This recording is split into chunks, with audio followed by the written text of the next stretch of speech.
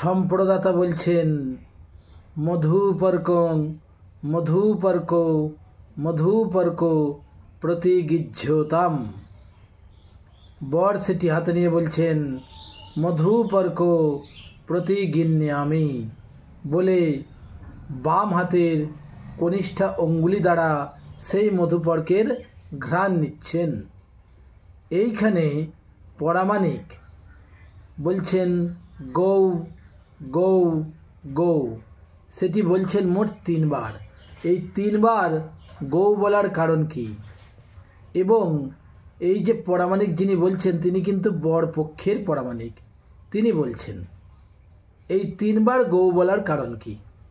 একবার গৌ বললেই তো বিষয়টি সম্পূর্ণ হতো, কিন্তু 3 বার তিনি গৌ বলছেন। এই 3 বার গৌ বলার কারণ কি? প্রথমে আভিধানিক অর্থে গৌ শব্দের অনেক রকম অর্থ হয়। গৌ শব্দের প্রথম অর্থ হচ্ছে পিতার বুদ্ধিমতী কন্যা। সূর্য যখন সূর্যাকে বিবাহ দিয়েছিলেন সোমের সঙ্গে, যখন সেখানে প্রতিগৃহতে সূর্য এসেছিলেন, তখন পরামানিক ঠিক এই কথাটিই বলেছিলেন, গৌ অর্থাৎ সূর্যা হচ্ছে সূর্যর বুদ্ধিমতী কন্যা। এটি গেল প্রথম। দ্বিতীয় গৌ বলার কারণ কি? দ্বিতীয়ত গৌ বলার কারণ হচ্ছে যখন সূর্যার বিবাহ হয় তখন সূর্যদেব যৌতুক রূপে গাভী দান করেছিলেন।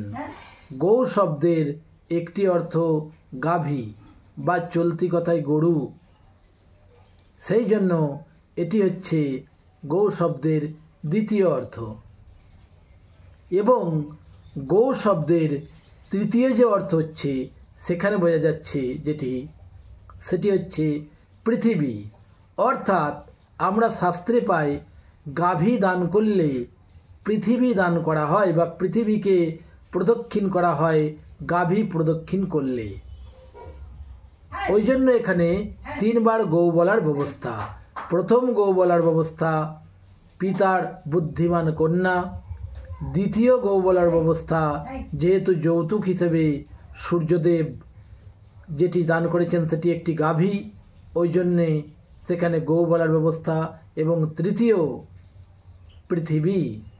এই 3টে আমরা জানতে পাচ্ছি। এইরূপই শাস্ত্রের ব্যবস্থা। সকলকে নমস্কার।